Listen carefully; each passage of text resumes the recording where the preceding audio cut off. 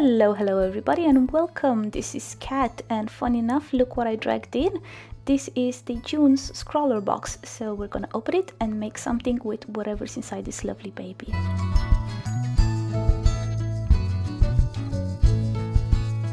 Okay, the moment of truth, let's open it. Oh gosh, this looks interesting. Oh, I'm so excited. Let's see what we have here. Oh, a tiny mystery box inside a mystery box. That's really cute. ScrawlrBox usually wraps their supplies in these little paper pouches, which is really thoughtful because they, don't fly everywhere in the box. So I'm excited to see what's there. Oh, we've got the sticker for this month. It's really pretty. It looks like watercolors or maybe markers. Who knows? We should see. And then we have the supply list. And this is the candy, really cute. And we have a Sakura jelly roll pen in white. I've never tried one of these before, so I'm curious to see how it works. And here we have a pencil. It's a Caran Prismalo pencil. The brush mark on a pencil usually means it's water soluble, so we should be able to put water on top of this and blend it with other watercolors. Next one is a Seawhite synthetic round brush in number 6. The ScrawlrBox leaflet, which includes some information about the art supplies in this month's box and an interview with the featured artist as well. Oh wow, this is so beautiful. Oh, I love the colors. The artist is Alice Coles, aka Hullo Alice, and these are her social media links, which I will include in the description below. Okay, so this should be the paper. Oh, it's a full pack. I like this. Yeah, ScrawlrBox, thank you. I like when you put enough paper so we can do the swatches and the art. It looks like it's quite heavy paper, textured. So yeah, I'm gonna unwrap it and see what this is. So we've got 12 sheets of paper, which is amazing. Yeah, I do appreciate that. It's a thick textured paper, which I think will be quite good for watercolors. Let's see if I can find some details about it.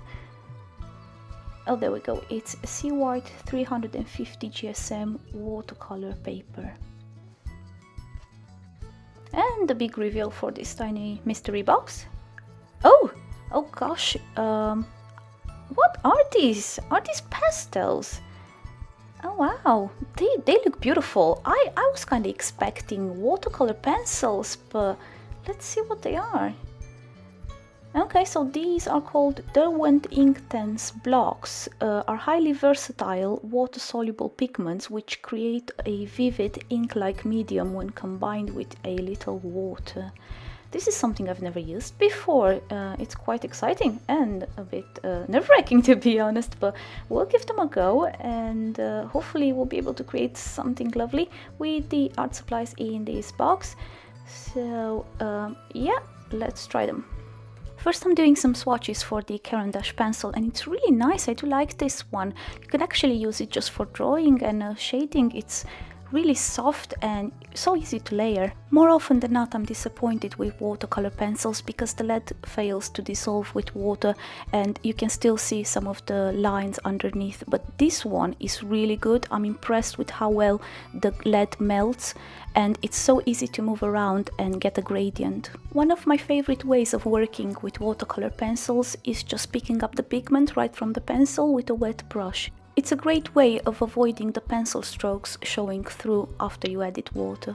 The only downside is that your brush won't be able to pick up much pigment, so you'll have to keep going back to lift some more. Overall, I'm really happy with this pencil and I'm gonna rate it 4.5 balls out of 5.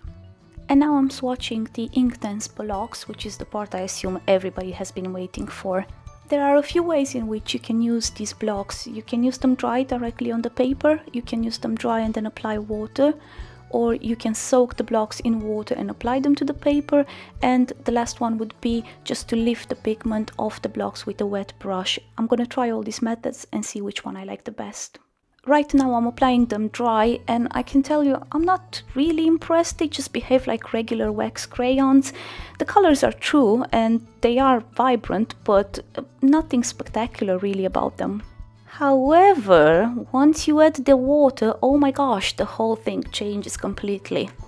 I mean, look at that color, the saturation is like I'm painting with rainbows. It's amazing, I love it.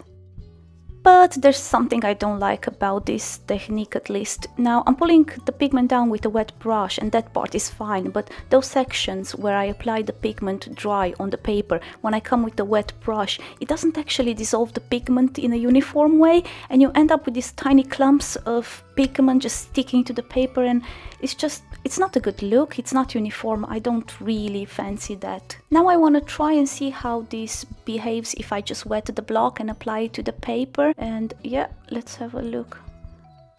Right, okay, so it's basically the same problem. The pigment is chunky, it's vibrant, but it's just not melting uniformly and you end up with clumps. Now, one of my favorite ways of working with watercolor paints is doing the wet on wet technique, which means you apply a lot of water and then you add the pigment to the water and allow the paints to interact with each other. So that's what I'm trying here.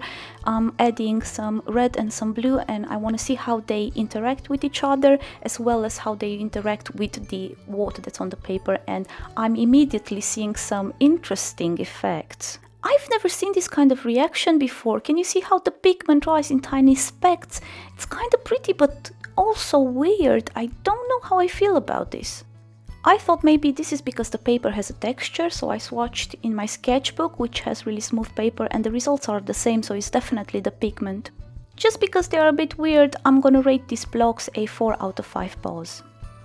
The jelly roll behaved like you would expect a gel pen to behave. It's fine. I personally think that paint markers are a better option, so I think I'm gonna rate this a 2 out of 5 paws, just because I really don't like the texture. With swatching done, it's time for the challenge. The prompt this month is spirit animal. The obvious choice would be to draw a cat, but no, I'm going to draw a deer actually, so I'm gonna just start sketching some ideas on this paper where I swatched. I know what you're thinking. You're thinking, Cat, your name is Cat, your logo is a cat, why are you doing a deer? The simple answer is I've played quite a bit with the idea of drawing cats when I was designing my logo, and also if you watch next week's video, I'll be doing a draw with me while I focus on drawing cats. So I really wanted to do something else, something I haven't done before. When I was designing the logo for my channel, I was actually moving between the idea of a cat and a deer. I eventually went with the cat for various reasons, but I thought for the purpose of this video, let's explore what would have been the alternative. I want to do a beautiful, majestic deer in the colors of the rainbow, but I don't think this pose quite works. I think I'm gonna try something else. I haven't seen many people do this, but I'm trying to save paper, so I'm just gonna turn it around and voila, so much space now to sketch. I'm going to try something a bit more interesting, just because the previous pose was so plain. And I'm using a reference, a picture that I found online of a sculpture made out of wire, I believe. So yeah, I'm just referencing that pose. Okay, so I think I'm having second thoughts about this, not because I don't like the pose, but I want to emphasize more that specky, grainy texture that you can get with the ink blocks. Just because it's such a weird thing, I've never had any art supplies that can do that. So I'm going to try a portrait, and I'm gonna have like a galaxy sky in the background. I was browsing the internet for some ideas, and I came across these pictures of women applying makeup to look like deer, and I thought that was brilliant. I just love the aesthetic of it, so I want to incorporate that somehow in my art. I want my spirit animal to be very much a deer, but I also want to incorporate some human elements. So the way I want to go about it is to tone down some of the features, for example the eyes, the muzzle, and make them look a bit more human-like, but without going as far as to draw a human with a deer face paint. It's going to be a bit tricky to find the right balance, but hopefully I can pull this off. The reason why I'm going with this concept is because I made a story in my head that if I had a spirit animal, it will be both human and animal to kind of symbolize, you know, the communion between the two. I have to say I'm quite happy with how it turned out, this concept and the sketch, so what I want to do is use the colors in the background to do a galaxy-like sky. So I'm going to grab a new piece of paper and I'm going to do the sketch for the final illustration. As you can see, I decided to cheat just a tiny bit. I'm doing the sketch in a colored erasable pencil just because the Caran watercolor pencil is really soft and really black, and I'm afraid I won't be able to erase the sketch well enough, and I don't want to end up with muddy colors. The pencil I'm using is a Pilot Color Eno. Now, I'm always late to the party, so until recently I had no idea that erasable colored pencils exist, and when I made this discovery I was just like blown away. It's like my new favorite toy now. I'm starting with the background because it's the most exciting part, obviously, and I'm adding a bit of water and then going in with the colors. Because I haven't actually played enough with them, I'm not really sure how they're gonna react, so I'm just being safe and just going in with a bit of water and a bit of paint and adjusting the technique as I, see the results. I'm doing some light washes for the first layer, and what I forgot to mention is that these Inktense blocks are supposed to be waterproof after they dry, so we're definitely going to be able to go in with other layers on top. It was definitely a good idea to go with the colors for a galaxy background because they dry exactly like they did in the swatches, very grainy and spotty, and I love it. It works amazing for this particular purpose, but I do want to point out that not all of the colors behave the same. The yellow and the brown, for example, they are a little bit more easy to blend and they're not as grainy as the other ones. Unfortunately, there was quite a bit of footage that I just couldn't use, especially when I was painting the deer. Because I'm new to this, I really don't know much about editing videos or filming them, and exposure lock was just not a thing in my universe until a couple of days ago. So the paper was overexposed and it looks like I'm painting with water. I'm sorry, I promise I'll get better for the next videos. I really want to use all the art supplies in this illustration, so I'm using the black pencil to add some shading to the tips of the antlers. I'll be using it for the eyes, the nose and the muzzle, just to add a bit of accent, and some contrast. I'm really curious to know what you guys would choose as your spirit animal, so let me know in the comment section below. Why did you choose that particular animal? Is there a story behind it? Or maybe do you have more than one spirit animal? I'm going in with the second layer of color just to create a bit more contrast and to darken some areas, and I can safely say that the Inktense blocks do deliver on their promise. The color underneath that's already dried is not moving, so I can go in with an additional layer without worrying that I might shift the colors around. I had a brief moment of panic, thinking that if I go with another layer on top of the background, I'm gonna lose that graininess.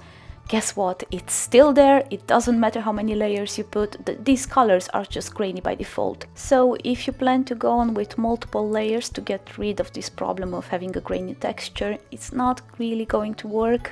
You're just gonna end up with something that doesn't look watercolor, so just use them as they are. I think you can get a lot out of them. Now that I put the paper to test, I think I'll rate this paper as a 3.5 out of 5 paws.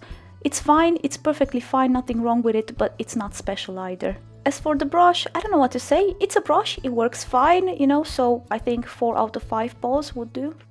I don't know if I stressed enough how much I like this Caran pencil. It's just brilliant. I'm really looking forward to get more colors. My very first watercolor pencils was a set of 12 from Koh-I-Noor Mondeluz. I didn't really have any other watercolor pencils, so I had nothing to compare them with. Until I got my Faber-Castell Albert Dürer watercolor pencils, a set of 36. I initially just bought them because I wanted more of a variety, but I could definitely see a difference. Now, I can't really compare the Faber-Castell pencils with the Caran ones because I've only used one Caran pencil, which is this black one, but judging just by this one color, I think I personally prefer the Caran pencil. It dissolves just a little bit better. So this is the final illustration, and what I did off camera was to add some stars to the background with the jelly pen. I definitely had a lot of fun with these supplies, and the illustration turned out way better than I expected, so I'm really happy. I get a surge of dopamine every time I use new art supplies, and this experience was definitely a happy one. And as a bonus, the purple pigment stained the brush, so now I have a purple brush, which is really cool. I hope you guys enjoyed this video just as much as I enjoyed making it.